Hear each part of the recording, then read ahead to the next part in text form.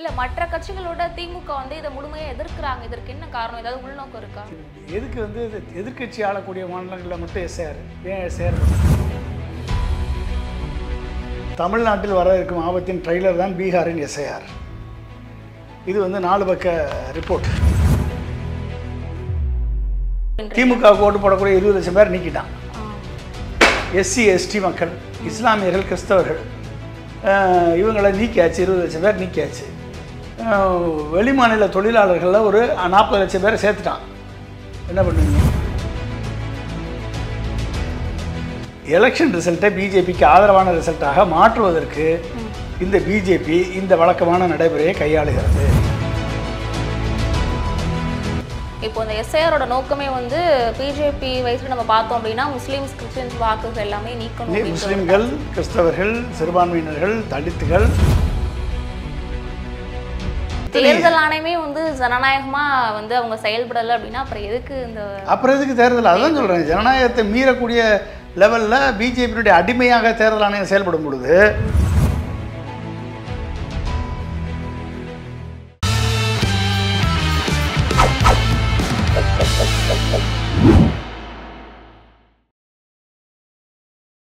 GeM TV நேயர்கள் அனைவருக்கும் அன்பு வணக்கம். இன்னைக்கு நம்ம கூட நினைச்சிருக்கக்கூடிய முக்கியமான கெஸ்ட் யாருன்னு பார்த்தீங்க அப்படின்னா மறைந்த அப்துல் கலாம் ஐயா அவர்களோட அறிவியல் ஆலோசகர் பொன்ராஜ் அவர்கள். வணக்கம் சார். வணக்கம். தமிழ்நாட்டில இருந்து இந்தியா வரைக்கும் இப்ப பேசப்படக்கூடிய டாபிக் என்னன்னு பாத்தீங்க அப்படின்னா அந்த எஸ்ஐஆர், அதாவது சிறப்பு தீவிர திருத்தம். இது வந்து தமிழ்நாட்டில் வந்து திமுக வந்து இதுல வந்து அதிகமா ஊழல் நடக்குது அப்படின்னு சொல்லி ஒரு குற்றச்சாட்டை வைக்கிறாங்க. இது நீங்க எப்படி பாக்குறீங்க? ஊழலுக்கும் எஸ்ஐஆருக்கு என்ன சம்பந்தம்? ஸ்பெஷல் இன்டென்சிவ் ரிவிஷன் வந்து மேண்டேட்ரி கிடையாது. இது வந்து பீரியாடிக்காக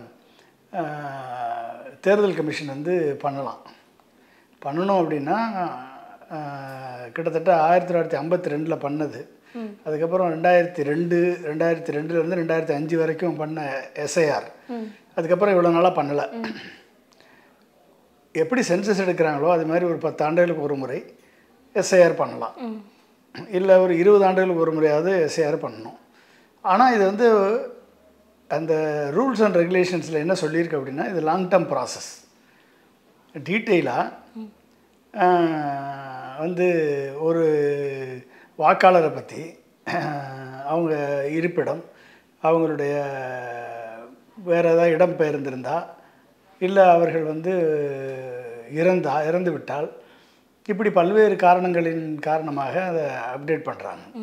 ஆனால் ஒவ்வொரு தேர்தல்லையும் இந்த வாக்காளர் அடையாள அட்டை, அதாவது வாக்காளர் அப்டேஷன், ஒவ்வொரு தேர்தல்லையும் தேர்தல் ஆணையம் தொடர்ந்து பண்ணிட்டு தான் இருக்குது. ஒன்று, தேர்தல் ஆணையம் ஒவ்வொரு தேர்தலையும் நடக்கிற வாக்காளர் அப்டேஷன் தவறு என்று தேர்தல் ஆணையம் பண்ணியது தப்பு அப்படின்னு தேர்தல் ஆணையம் நினச்சிருக்கணும். இல்லை அப்படின்னா அவங்க எடுத்த டேட்டா தவறுன்னு தேர்தல் ஆணையம் முடிவு பண்ணியிருக்கணும். அப்போ எஸ்ஐஆர் பண்ணுறதுக்கு அது நியாயம் இருக்குது. ஒன்றுமே இல்லாமல் வருஷந்தோறும் நீங்கள் வந்து ஏதாவது ஒரு தேர்தல் நடந்துகிட்ருக்கு. சட்டமன்ற தேர்தல் நடக்குது, பாராளுமன்ற தேர்தல் நடக்குது, ஊராட்சி மன்ற தேர்தல் நடக்குது, உள்ளாட்சி மன்ற தேர்தல் நடக்குது. இதில் வந்து வாக்காளர் அடையாள அட்டையை வந்து அப்டேட் பண்ணுறாங்க. விஓஓ பிறப்பு இறப்பு சான்றிதழ் விஓஓ இஷ்யூ பண்ணுறாரு. இல்லை மற்ற கட்சிகளோட திமுக வந்து இதை முழுமையாக எதிர்க்கிறாங்க. இதற்கு என்ன காரணம்? ஏதாவது உள்நோக்கம் இருக்கா? திமுக மட்டும் இல்லை, ஒட்டுமொத்த இந்தியாவே இதை எதிர்க்க வேண்டும். என்ன பண்ணுச்சு? எதுக்கு வந்து எதிர்க்கட்சி ஆளக்கூடிய மாநிலங்களில் மட்டும் எஸ்ஐஆர்?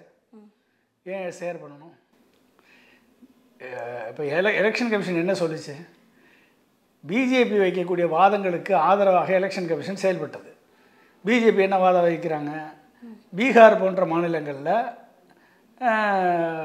பங்களாதேஷிலிருந்து வந்த இஸ்லாமியர்கள் இங்கே அதிக அளவில் வந்து பிஜேபிக்கு எதிரான கட்சிகளுக்கு வாக்களித்து வெற்றி பெற வைக்கிறார்கள் என்ற குற்றச்சாட்டை வைத்தது. அப்போ ஒன்று, உள்துறை அமைச்சகம், immigration department, border security force, CRPF, army, இத்தனையும் பார்டரில் இருக்குது. இதை தாண்டி உள்ளே வர்றாங்க அப்படின்னா நீ என்ன லட்சணத்தில் நீ ஆண்டிருக்க, என்ன லட்சணத்தில் நீ பார்டரை பாதுகாத்துருக்க, இந்த கேள்வி வருமா இல்லையா? சரி, அப்படியே ஒத்துக்கிட்டாலும் அகதிகளாக வந்தவர்களை நாங்கள் கண்டறிய போகிறோம், நார்மலாக என்ன நியதி, இந்தியாவில் வசிக்கக்கூடிய அத்தனை பேரும் இந்திய குடிமக்கள். யார் மேலே சந்தேகம் வருது, டவுட் வருதுன்னா அவங்களுடைய டாக்குமெண்ட்ஸை கேட்டு அவங்கள வந்து வெரிஃபை பண்ணுறது வழக்கம். இதுதான் வழக்கமான நடைமுறை. இதை வந்து என்ன பண்ணாங்க அவங்க, நீங்கள் ஒரு ரிப்போர்ட் வந்து நீங்கள் பார்த்தீங்க அப்படின்னா, இது குடியுரிமை பாதுகாப்பு இயக்கம் அப்படின்னு வடக்கு மண்டலத்திலேருந்து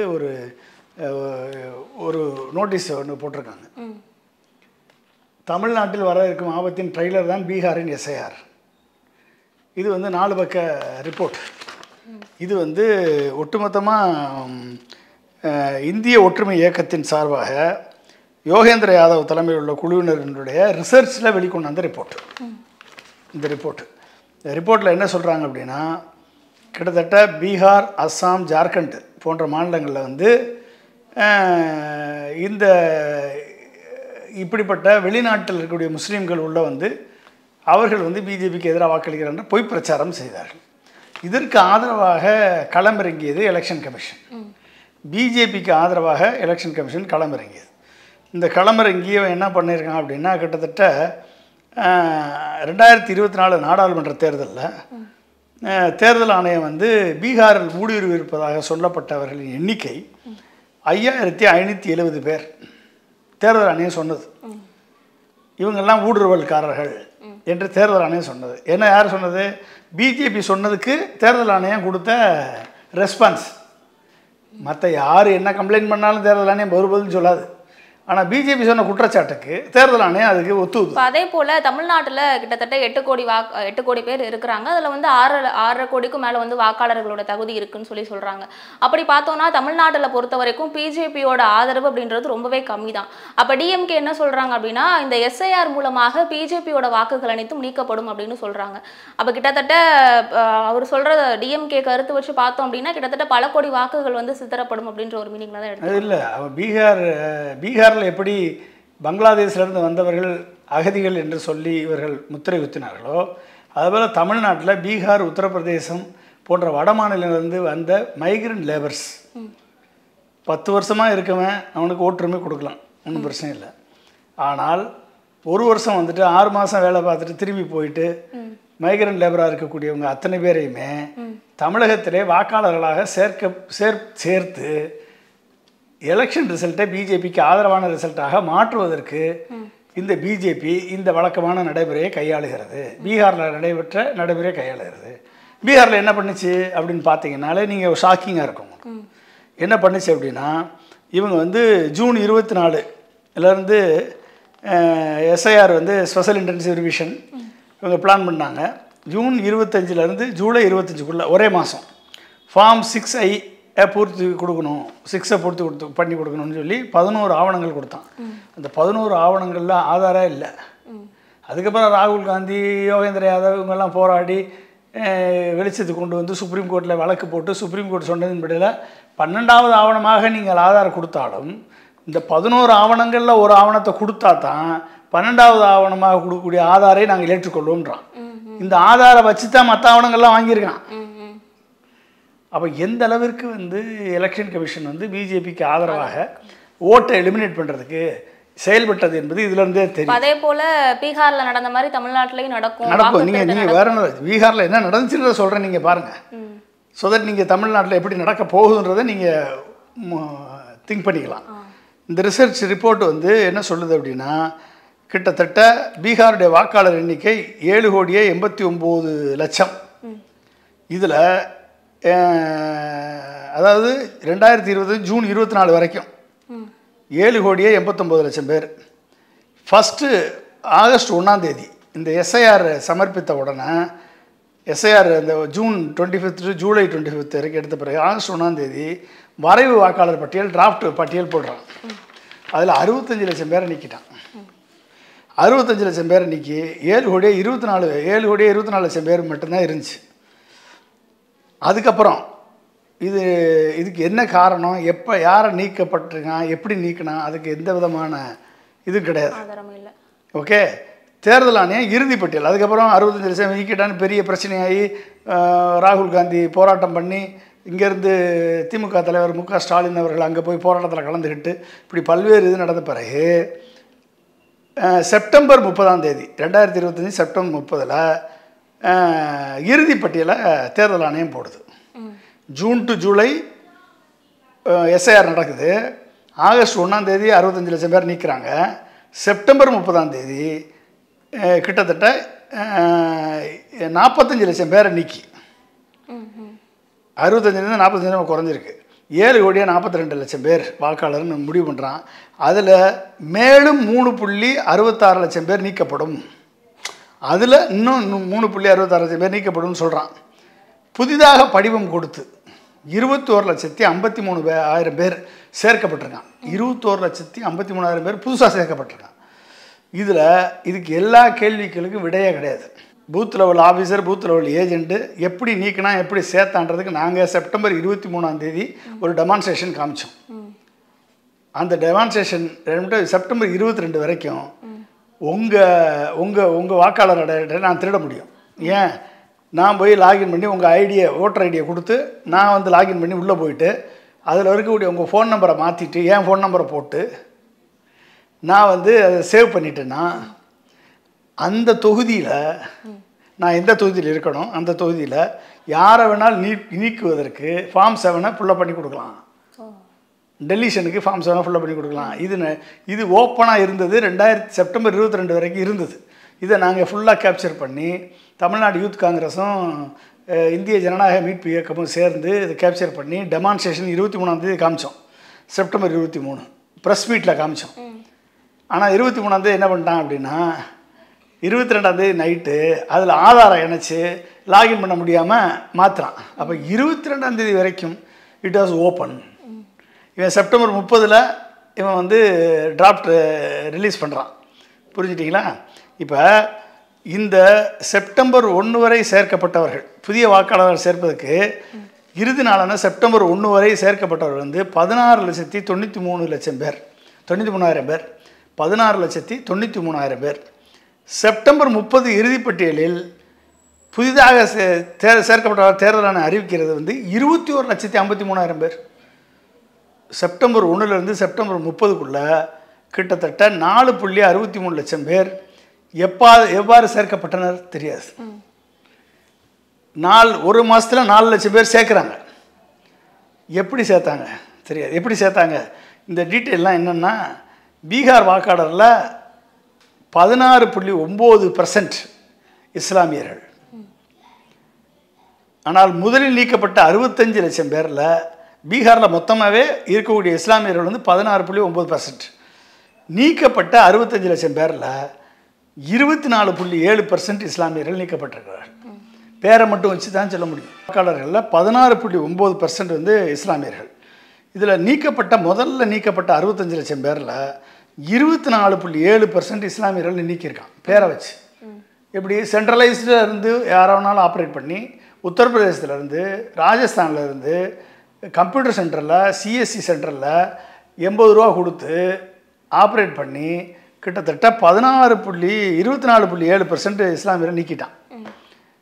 பின்னர் நீக்கப்பட்ட 3.6 லட்சம் பேரில் அதுக்கு அடுத்து லாஸ்ட்டாக நீக்க போகிறோன்னு சொன்னால் பார்த்தீங்களா 3.6 லட்சம் பேர், அதில் 33% இஸ்லாமியர்கள். ஆக மொத்தம் 6 லட்சம் இஸ்லாமியர்களை நீக்கியிருக்கான். இப்போ இந்த எஸ்ஐஆரோட நோக்கமே வந்து பிஜேபி வயசுல நம்ம பார்த்தோம் அப்படின்னா முஸ்லீம்ஸ், கிறிஸ்டியன்ஸ் வாக்குகள் எல்லாமே நீக்கணும். முஸ்லீம்கள், கிறிஸ்தவர்கள், சிறுபான்மையினர்கள், தலித்துகள், காங்கிரஸ் ஓட்டு, ஆர்ஜேடி ஓட்டு, எங்கெல்லாம் பூத்தில் எங்கெல்லாம் வந்து இவங்களுக்கு அதிகமாக இருக்கோ 5% +or-5% வெற்றி தோல்வி அடைந்திருக்கிறார்களோ அந்த இடமெல்லாம் பார்த்து அங்கெல்லாம் வந்து இவங்கள வந்து கூட இருந்துச்சுன்னா நீக்கிறது, குறையா இருந்துச்சுன்னா சேர்க்கறது, இந்த வேலையெல்லாம் பண்ணியிருக்காங்க. இதெல்லாம் வந்து திமுக ஊழல் அப்படின்னு சொல்றாங்க. இதெல்லாம் பண்ணிட்டு இதில் இன்னொரு இன்ட்ரெஸ்டிங் சப்ஜெக்ட் என்னன்னா, 800க்கும் அதிகமான வாக்காளர்களை கொண்ட வீடுகள் 10 வீட்டில் ஒரே வீட்டில் 800 வாக்காளர்கள் இருக்காங்க.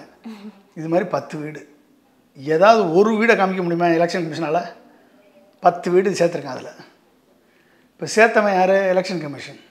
உங்ககிட்ட 2000 கோடிக்கு சாஃப்ட்வேர் டெவலப் பண்ணி டூப்ளிகேட் ரிமூவல் 10 பேருக்கு மேலே இருந்தால் அதை சந்தேகமாக திரும்பி போய் ரிவ்யூ பண்ணணுன்ற ரூல்ஸ் இருக்குது. தேர்தல் ஆணையமே வந்து ஜனநாயகமா வந்து அவங்க செயல்படலை அப்படின்னா அப்புறம் எதுக்கு தேர்தல்? அதான் சொல்கிறேன், ஜனநாயகத்தை மீறக்கூடிய லெவலில் பிஜேபியினுடைய அடிமையாக தேர்தல் ஆணையம் செயல்படும் பொழுது நீங்கள் 10 வீட்டில் 800 பேர் இருக்கான்றது ஓப்பன் சேலஞ்ச் பண்ண சொல்லுங்கள். இந்த எலெக்ஷன் கமிஷனை ராகுல் காந்தி காமிச்சாரு. ஓன் டேட்டா வச்சு தானே, எலெக்ஷன் கமிஷன் டேட்டா வச்சு தானே ராகுல் காந்தி காமிச்சார். இப்போ 3வது காமிச்சது ஹரியானாவில் எப்படி நடந்துச்சு? 25 லட்சம் போலி வாக்காளர்கள், 22,000 ஓட்டில் பிஜேபி 3வது முறையாக ஜெயித்திருக்கிறது. காமிச்சாரா இல்லையா? இப்போ இந்த மாதிரியான வாக்கு திருட்டுகள் வந்து நடைபெறும் அப்படின்றதுனால தான் திமுக வந்து முழுமையாக, அதனால தான் இங்கே நம்ம எச்சரிக்கிறோம். நம்ம வந்து இதை பண்ணுவாங்க, ஓப்பனாக பண்ணுவாங்க. ஓப்பனாக பண்ண பிறகு நீங்கள் வந்து என்ன சொன்னாலும் கேட்க மாட்டாங்க. பிஜேபி ஒரு குற்றச்சாட்டு சொல்லிச்சுன்னா அதுக்கு சப்பக்கட்டு கட்டுறதுக்கு எலெக்ஷன் கமிஷன் தூக்கிட்டு வரும். ஆனால் மற்ற எந்த கட்சி சொன்னாலும் எலெக்ஷன் கமிஷன் எந்த பதிலும் சொல்லாது. இதில் உச்சபட்ச வாக்காளர் கொண்ட வீட்டில் வந்து 580 பேர் இருக்காங்க. 880 பேர். இந்த 10 வீடில் குறைஞ்சது 800 பேர், அதிகமாக இருக்கிறது 880 பேர் ஒரு வீட்டில். 880 பேர் கொண்ட வீடு அப்படின்னா மைசூர் மகாராஜா அரண்மனையாக தான் இருக்கணும், இல்லை ராஷ்டிரபதி பவனில் தங்கலாம். ஓகே. அடுத்து 100க்கும் அதிகமான வாக்காளர் கொண்ட வீடுகள் 2200. 2200 வீட்டில் 100 பேருக்கு மேலே தங்கியிருக்காங்க. அப்போ ராஜ்பவன் தான், எல்லா ராஜ்பவன்லேயும் 100 பேருக்கு மேலே தங்கலாம். கவர்னர் ஆஃபீஸ் தான் தங்க முடியும். அவற்றில் 4.5 லட்சம் வாக்காளர்கள் இருக்காங்க. அதில் மட்டும் 4.5 லட்சம் வாக்காளர், இது எல்லாமே போலி வாக்காளர்கள். சேர்த்துருக்கான் பாருங்கள். 10க்கும் அதிகமான வாக்காளர் கொண்ட வீடுகள் 21 லட்சம். 21 லட்சம் 10க்கு அதிகமான வாக்காளர்னா 2 கோடி. எவ்வளோச்சு? 21 லட்சம் வீட்டில் 10 பேர். 21 லட்சம் × 10னா 2 கோடியே 10 லட்சம் பேர். 2 கோடியே 10 லட்சம் பேர் ஒரு வீட்டில் 10க்கும் அதிகமானவங்க இருக்கான். அவற்றில் கிட்டத்தட்ட 3.59 கோடி வாக்காளர்கள் உள்ளன. நான் கூட 2 கோடி தான் சொன்னேன், ஆனால் 3.59 கோடி, 3 கோடியே 59 லட்சம் வாக்காளர்கள் இருக்காங்க. புதிய வாக்காளர்கள் சேர்க்கப்பட்டவர்கள் 21 லட்சம். அதில் பொதுவாக 17 வயது நிரம்பியவர்கள் பெரும்பான்மையினராக இருப்பாங்க. புது வாக்காளர்கள் யார்? 17க்கு மேலே, 18 வயசு ஆன பிறகு புது வாக்காளர் சேர்ப்பாங்க. அதுலேயும் ஃப்ராடு பண்ணியிருக்கான் எலெக்ஷன் கமிஷன். எப்படி பண்ணியிருக்கான்? 18லேருந்து 19 வயதுள்ளவர்கள் 20% தான், 20% தான். 25 வயதுக்கு அதிகமானவர்கள் 40%. 100 வயதை தாண்டியவர்கள் 100 பேர், அதாவது 128 பேர். 100 வயதுக்கு மேலே 128 பேர் வாழ்கிறான்.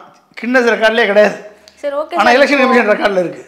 இப்போ எலெக்ஷன் எப்படி ஏப்பீங்க? 30, அதாவது 80 வயதுக்கு மேல் உள்ளவர்கள் 6000 பேருமா? 6000 பேர். இத்தனை ஃப்ராடு தனத்தையும் எலெக்ஷன் கமிஷன் பண்ணி எஸ்ஐஆரை ரிலீஸ் பண்ணி 45 லட்சம் பேரை நீக்கி கிட்டத்தட்ட வந்து 21 லட்சம் பேரை சேர்த்துருக்கான். பீகாரில் சேர்த்துட்டான். யார் எந்த கேள்வியும் கேட்க முடியல, சுப்ரீம் கோர்ட்டு கேட்கல, போராட்டம் பண்ணி எந்த பலனும் இல்லை. இங்கேருந்து சீஃப் மினிஸ்டர் போய் போராட்டம் பண்ணி ராகுல் காந்தியோட சேர்ந்து தேஜஸ்வியோட சேர்ந்து போராட்டம் பண்ணி எந்த பலனும் இல்லை. எஸ்ஐஆர் நடந்தது தான், எலெக்ஷன் நடந்து முடிஞ்சிருச்சு. பாதி பூத்தில் வாக்காளர் இது இவிஎம் ஸ்டோர் பண்ணியிருக்கிற இடத்துல சிசிடிவி ஒர்க் பண்ணலை. காரு லாரி உள்ளே வந்துட்டு வெளியே போயிட்டுருக்கு. சிசிடிவி இவிஎம்மை மாற்றிக்கிட்டு இருக்கான். இத்தனையும் டே லைட்டு மர்டர் எலெக்ஷன் கமிஷன் பண்ணிகிட்ருக்கு. இது தமிழ்நாட்டில் மட்டும் இல்லை, எலெக்ஷன் எல்லா எதிர்க்கட்சி ஆளக்கூடிய மாநிலங்களில் பண்ணுவதற்கு இவங்க வேலையை ஆரம்பிச்சிட்டாங்க. இவங்க பண்ண மாட்டாங்கன்னு என்ன நிச்சயம்? தமிழ்நாட்டில் ஒரு 20 லட்சம் பேரை நீக்கிட்டான்னு வச்சுக்கோங்க. திமுக ஓட்டு போடக்கூடிய 20 லட்சம் பேரை நீக்கிட்டான். எஸ்சி எஸ்டி மக்கள், இஸ்லாமியர்கள், கிறிஸ்தவர்கள், இவங்களை நீக்கியாச்சு. 20 லட்சம் பேர் நீக்கியாச்சு. வெளிமாநில தொழிலாளர்களில் ஒரு 40 லட்சம் பேரை சேர்த்துட்டான். என்ன பண்ணுவீங்க? இது வந்து ஓட்டு ஜாபிதாவில் இந்த எஸ்ஐஆர் ஃபார்மில் 2002 ஸ்பெஷல் இன்டென்சிவ் ரிவிஷனில் உங்கள் அப்பா அம்மா ஓட்டர் ஐடி இருக்குது, உங்களுக்கு உறவினர்கள் ஓட்டர் ஐடியை போட சொல்கிறான். யார் வச்சுருப்பான்? 2002க்கு அப்புறம் இறந்து போயிட்டா அப்பா அம்மா ஓட்டர் ஐடி இன்னும் வச்சுருப்பானா? நம்ம ஊரில் இருக்காது. தூத்துக்குடி, திருநெல்வேலி மாவட்டத்தில் இருக்குமா? மழை வெள்ளம் வந்து அடித்து போயிடுச்சு. ஒவ்வொருத்தனும் மைக்ரண்ட் லேபராக வீட்டை விட்டு வெளியே காலி பண்ணி போயிட்டாங்க. வாடகை வீட்டுக்காரன் ஒரு வீட்டில் இருந்து இன்னொரு வீடு மாறி போயிருப்பான். கிராமத்தில் இருக்கவன் அந்த ஊர்லேருந்து இடம்பெயர்ந்து நகரத்துக்கு போயிருப்பான். எத்தனை டாக்குமெண்ட்டு போயிருக்கும். நீ 2000 கோடி செலவழித்து நீ டேட்டா பேஸ் கிரியேட் பண்ணி வச்சுருக்க எலெக்ஷன் கமிஷன். ஓகே, நான் ஓட்டர் ஐடியை கொடுத்தேன்னா என் ஓட்டர் ஐடியில் எங்கள் அப்பா அம்மா ஓட்டர் ஐடி என்ன, என் தாத்தா பாட்டி ஓட்டர் ஐடி என்ன, அவங்க கொடுத்த டாக்குமெண்ட் என்ன, 52க்கு அப்புறம் யார் யார் ஓட்டு போட்டிருக்காங்க, அதுக்கப்புறம் எந்த தேர்தல் நடந்துச்சு, எல்லா டேட்டா உங்கள்கிட்ட இருக்குல்ல. உங்ககிட்ட டேட்டா பேஸை வச்சுக்கிட்டு உங்ககிட்ட டேட்டா எடுக்க முடியாது. நீ வந்து மக்கள்கிட்ட வந்து நீ வந்து இந்த டேட்டாவை கொடு, இவங்களுடைய இறப்பு சான்றிதழை கொடு, இப்படிலாம் கேட்குற. கொடுக்கல அப்படின்னா நீக்குவேன்னு நீ சொல்கிற. ஒரு ஃபார்மை ஒரு ஓட்டம் தான் நீ எது அடிச்சு எழுத முடியாதுன்ற. டாக்குமெண்ட்டை கொடுக்கலைன்னா நீக்குவேன்னு சொல்கிற. அப்போ என்ன அராஜகம், என்ன அட்டூழியம். ஒரு ஜனநாயக நாட்டில் இப்படி ஓப்பன் டே லைட்டு ஜனநாயக படுகொலையை ஒரு இந்திய தேர்தல் ஆணையம் பண்ணுது அப்படின்னா அதை பார்த்துக்கிட்டு எப்படி சும்மா இருக்குது? சரி, ஓகே சார். அதுக்கு அப்போ இந்த மாதிரியான ஜனநாயக படுகொலையை எதிர்க்க வேண்டிய சூழலில் இன்றைக்கி திமுகவும் அது கூட்டணி கட்சியிலும் எதிர்க்காங்க. அதிமுகவும் மற்ற கூட்டணி கட்சிகளும் அதுக்கு ஆதரவு கரம் பிடிக்கிறாங்க. தனக்கு தானே சொந்த காசில் சூனியம் வைக்கிறோன்னா நம்ம என்ன பண்ண முடியும்? ஓகே, அதனால் வந்து இது வந்து ஜனநாயக விரோத நடவடிக்கை. இதனால் வந்து பலன் பெறப்போவது பிஜேபி தான். இதை வச்சுக்கிட்டு இவிஎம் இது வந்து ஒரு சைடு, அதாவது 2 பார்ட் இருக்குது. இவிஎம்ஐ மேனிப்புலேட் பண்ணுறது 2 பார்ட். ஒன்று வந்து voter roll manipulation, muster roll manipulation. இன்னொரு சைடு அதை வச்சுக்கிட்டு 5 மணிக்கு மேலே பர்சன்டேஜ் கூட்டுறது குறைக்கிறது. அதன் மூலமாக இவிஎம்ஐ வச்சு ஒவ்வொரு பூத்துலையும் இவங்க சொல்கிறபடி ரிசல்ட்டை கொண்டு வர்றது, ஹேச்சிங் பண்ணி, இவிஎம் ஹேச்சிங் பண்ணி. நான் இவிஎம் ஹேச்சிங் பற்றி ரொம்ப டீட்டெயிலாக எக்ஸ்பிளைன் பண்ணிட்டேன். எத்தனையோ வட்டம் பண்ணியாச்சு. இது எப்படி திருடுறான் பண்ணுறத தெளிவாக சொல்லியாச்சு. இப்படி தான் எலெக்ஷன் நடக்குது. மக்களாக பார்த்து இந்த சுப்ரீம் கோர்ட்டு மொத்தத்தையும், சுப்ரீம் கோர்ட்டில் இருக்கக்கூடிய வழக்கறிஞர்கள் ரோஸ்டர் சிஸ்டத்தை, சுப்ரீம் கோர்ட் சீஃப் ஜஸ்டிஸே மத்திய அரசுக்கு எதிராக வரக்கூடிய வழக்கை என்னுடைய பேனலில் வரவிடாமல் செய்கிறார்கள் என்று சுப்ரீம் கோர்ட் சீஃப் ஜஸ்டிஸே சொல்லக்கூடிய ஒரு அவல நிலைமை சுப்ரீம் கோர்ட்டுக்கு ஏற்பட்டிருக்கிறது. அப்போ இப்படிப்பட்ட நிலையில் ஜனநாயகத்தை மீட்கிறது எங்கே போய் மீட்கிறது? அப்போ மக்கள் விழிப்புணர்ச்சியோட மக்கள் அறவழியில் போராட வேண்டும் என்று நான் 1 வருஷமாக சொல்லிகிட்ருக்கேன். 1 வருஷமாக 2 வருஷமாக 2024லேருந்தே நான் சொல்லிகிட்ருக்கேன். இது மாதிரி மக்கள் போராட்டத்தின் மூலமாக தான் இதை மாற்ற முடியும். எப்படி விவசாயிகள் போராட்டம் நடந்ததோ, எப்படி வந்து சிஏஏ போராட்டம் நடந்ததோ, எப்படி வந்து லாரி டிரைவர்கள் போராட்டம் நடந்ததோ, இதுக்கெல்லாம் மக்கள் போராட்டத்தின் மூலமாக தான் இந்த பிஜேபி அரசு பணியும். அப்போ மக்கள் அனைவருமே, அனைத்து மாநில மக்களுமே ஒருங்கிணைந்து பாரத் பந்தை நடத்தி ஒட்டுமொத்தமாக எலெக்ஷன் கமிஷன் வந்து ஒரு ஃபோர்ஜரி எலெக்ஷன் கமிஷன். இந்த எலெக்ஷன் கமிஷன் ஒட்டுமொத்தமாக டிஸ்மிஸ் செய்யப்பட வேண்டும். இந்த எலெக்ஷன் கமிஷன் நடத்திய 2024 பாராளுமன்ற தேர்தல், அதுக்கு பின்பாக நடத்திய சட்டமன்ற தேர்தல்கள் அனைத்தையும் ரத்து செய்து புது தேர்தலை அனௌன்ஸ் பண்ணணும். அந்த புது தேர்தலில் இவிஎம் வந்து 100% விவிபேட்டை லேசர் பிரிண்ட் அவுட்டாக மாற்றி, அந்த லேசர் பிரிண்ட் அவுட்டை எடுத்து பேலட் பாக்ஸில் போட்டு அதை எண்ணி இவிஎம்மையும் அதையும் மேட்ச் பண்ணி பார்த்தா மட்டும்தான் உண்மையான ஜனநாயகம் வெற்றி பெறும். இதை தவிர வேறு வழியே கிடையாது. இதை செய்வதற்கு மக்கள் புரட்சி ஒன்று தான், மக்களின் ஜனநாயக புரட்சி ஒன்று தான் இதுக்கு வழிவகுக்கும். அதுதான் நடக்கணும். ஓகே சார், எஸ்ஐஆரை பற்றி ரொம்பவே தெளிவாக நிறைய விஷயங்களை ரொம்ப தெளிவாக பகிர்ந்துக்கிட்டீங்க. நன்றி சார். நன்றி.